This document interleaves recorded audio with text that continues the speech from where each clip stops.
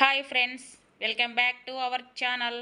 ఇవాల్టి recipe French fry ఎలా చేయాలో చూద్దాం.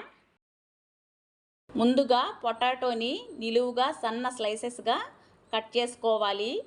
తరువాత ఓ కడాయి తీసుకుని అందులో కొన్ని నీళ్లు పోసుకొని తగినంత సాల్ట్ వేసుకోవాలి. నీళ్లు బాగా మరిగిన తరువాత మనం ముందుగా కట్ చేసుకున్న ఆలూ స్లైసెస్ని ఇప్పుడు వేడి నీళ్ళల్లో వేసుకోవాలి. జస్ట్ 2 minutes ఉంటే సరిపోతుంది, ఎక్కువ ఉడికించుకోకండి.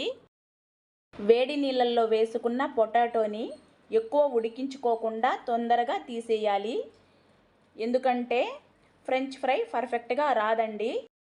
ఇప్పుడు ఈ పొటాటో ముక్కల్ని కూలింగ్ వాటర్లో వేసుకోవాలి. కూలింగ్ వాటర్లో వేయటం వల్ల ముక్క విరిగిపోకుండా మనం ఫ్రెంచ్ ఫ్రై చేసేటప్పుడు పర్ఫెక్ట్గా వస్తుందండి. ఇప్పుడు మన ముక్కలు బాగా చల్లారిపోయిన తరువాత 1/2 కప్ మైదా, 1/2 కప్ కార్న్ఫ్లోర్ కొద్దిగా యాడ్ చేసుకుంటూ కలుపుకోవాలండి. ఆలు ముక్కల్లో ఉన్న తడికి మనం వేసే పిండికి ఈక్వల్గా సరిపోతుంది. ఎక్స్ట్రా వాటర్ మనం ఏమీ యాడ్ చేసుకునే అవసరం లేదండి. ముక్కలని ఎక్కువగా ప్రెస్ చేయకుండా కొద్దిగా పిండి యాడ్ చేసుకొని ఈ విధంగా కలుపుకోవాలండి. ముక్క విరక్కుండా చూసుకోండి, అప్పుడే మన ఫ్రెంచ్ ఫ్రై బాగా వస్తుందండి. ఇప్పుడు ఓ కడాయి తీసుకుని డీప్ ఫ్రైకి సరిపడా ఆయిల్ వేసుకోవాలి. ఆయిల్ బాగా హీట్ అయిన తరువాత ఫ్లేమ్ సిమ్లో ఉంచుకొని ఒక్కొక్క ముక్క తీసి ఈ విధంగా విడివిడిగా వేసుకోవాలండి. మనం మొత్తం ఒకేసారి వేసామంటే ఫ్రెంచ్ ఫ్రై సరిగా రాదండి. అది ఒకదానికొకటి అంటుకుపోయి ఫ్రెంచ్ ఫ్రై పర్ఫెక్ట్గా రాదండి. విడివిడిగా ఈ విధంగా వేసుకోవాలి. మిగిలిన ముక్కలు కూడా ఒక్కొక్కటిగా తీసి విడివిడిగా ఈ విధంగా డీప్ ఫ్రై చేసుకోవాలండి. మనం వంట చేసేటప్పుడు ప్రేమగా చేసామంటే ఇష్టంగా ఏ వంట అయినా పర్ఫెక్ట్గా వస్తుందండి. కొద్దిగా కష్టపడితే టేస్టీగా రెసిపీ వస్తుంది.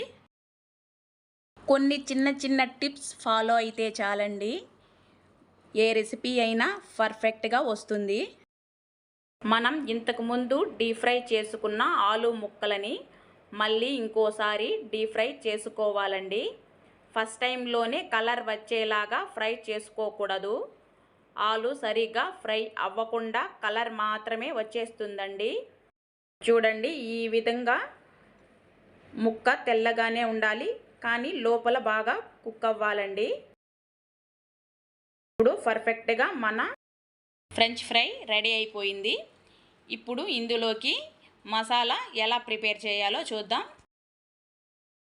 1 టేబుల్ స్పూన్ కారం, 1/2 టేబుల్ స్పూన్ జీలకర్ర, తగినంత సాల్ట్, 5-6 వెల్లుల్లి వేసి ఈ విధంగా కచ్చాపచ్చా దంచేసుకొని మనం ముందుగా ప్రిపేర్ చేసుకున్న ఫ్రెంచ్ ఫ్రై మీద ఈ విధంగా చల్లుకుంటే సరిపోతుందండి.